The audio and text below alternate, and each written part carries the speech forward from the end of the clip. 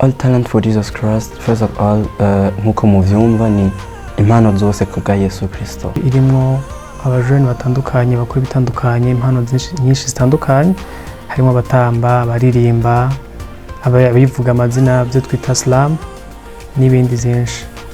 Evenement twayiteguye, twayiyumviriye kugira ngo dushobore kwansita plus de jeunes ico novuga imiyabaga myinshi kuzana impano zabo ku mwami wacu, kuko niwe yaziduhaye, niwe yadushizemo ico kintu dufise muri twebwe. So benshi actually mwisi tugenda tubona impano nyinshi zigenda zivuka ariko zigakorera wa mubi, zigakorera wa mugwanizi. So evenement ihari kugira ngo tubereke abo bari hanze, abo bataramenya Yesu ko déjà de 1 muri Yesu dushobora guhavenga fan, et de 2 ko nizo mpano zishobora guhesha icubahiro Imana zikaglorifia umuremyi yaziduhaye, yanatwizeye akazishira muri twebwe. Impamvu tuyitunganya muri make cyamirambi niko tuyitunganya mu gihe cy'ikiruhuko c'abajene, ko niho baba bafise imyanya.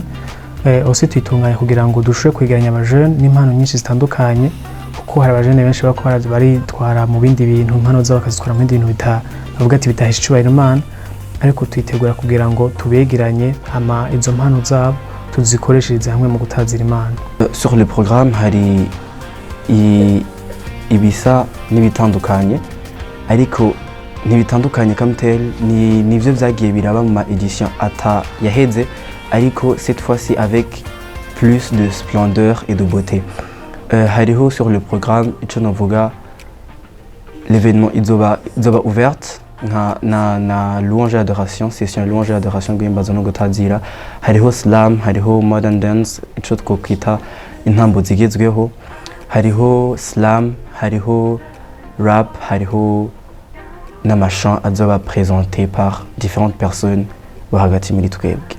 Intaye mfise nuko jewe en attendant yuko ntangura kuyiparticipamwo, narumva ko muri jewe numva ko nshoboye mugabo nkamafise bwabwoba muri jewe ko kumva ko noja imbere y'abantu nkumva ibintu notanga jewe muri jewe nkumva umengo si ibintu byiza, muga mu gihe ndi jenyene nkumva umengo nsa n'ushoboye.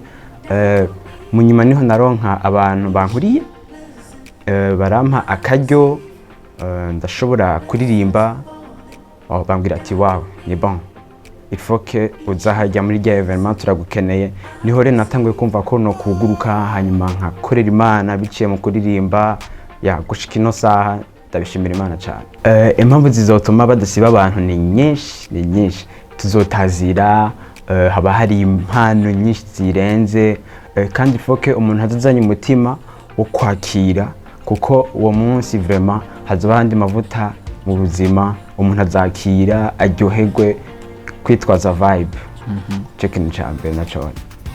La première raison nuko déjà de 1 nk'aba jeunes tuba mu bikorane byinshi, tuba mu ma événement menshi muri sama, tuba dushushe, tugashuha hanze mwisi, tugashuha mu bitandukanye.